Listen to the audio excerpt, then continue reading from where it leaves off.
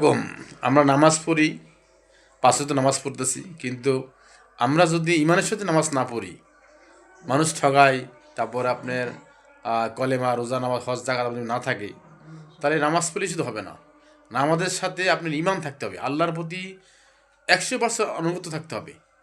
আল্লাহর প্রতি অনুগত থাকলে আমরা নামাজ পড়লে কাজে লাগবে। আল্লাহর বিশ্বাস, আল্লাহর হুকুম আহকার মানতে হবে, আল্লাহর উপরে যথেষ্ট ইমান রাখতে হবে যে যা কিছু হইতেছে আল্লাহর হুকুম ছাড়া হইতেছে। আল্লাহর হুকুম ছাড়া গাছের পাতাও লড়ে না। এমন যদি ভাবে চিন্তা করে নামাজ পড়া যায়, তাহলে নামাজ হবে বা আল্লাহর অনুগত হবে। আর নামাজ পড়া মানে কি?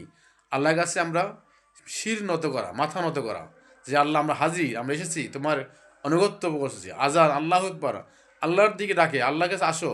আমরা যাই ঠিকই, যাই কি করি, আল্লাহর প্রতি মাথা নত করি যে আল্লাহ আমি তোমার ডাকে সারা দিয়ে আসছি, নামাজ পড়তেছি, ইবাদত করতেছি। সেটাকে আল্লাহর প্রতি 100% ইমান আনতে হবে। ইমান থাকতে, ইমান আকিদা থাকতে হবে। এবং আপনার যা কিছু করবেন সব কিছু আল্লাহ দিয়ে হয়, আল্লাহ ছাড়া কিছু হইতেছে না। এই বিষয়টা আমাদের মাথায় রাখতে হবে। তাহলেই আমাদের নামাজ, রোজা, হজ, জাকাত কবুল হবে। ইসলামের 5টি স্তম্ভ যদি একটাও আমরা অমান্য করি, তাহলে আমরা সঠিক মুসলমান হইতে পারলাম না। একটা গড়ে যেরকম 5টা খুঁড়ি, 4টা খুঁড়ি দরকার আছে, 2টা খুঁড়ি না থাকলে গড় থাকে না, তেমনি আমাদের ইমানও থাকবে না, আর আমাদের রোজা নামাজ হবেও না। অতএব আমরা নামাজ পড়তে হইলে অবশ্যই আমাদের ইমান ঠিক থাকতে হবে, আল্লাহর প্রতি আনুগত্য থাকতে হবে, এবং আল্লাহর প্রতি ইমান আপনি শক্ত ইমান ধরতে হবে।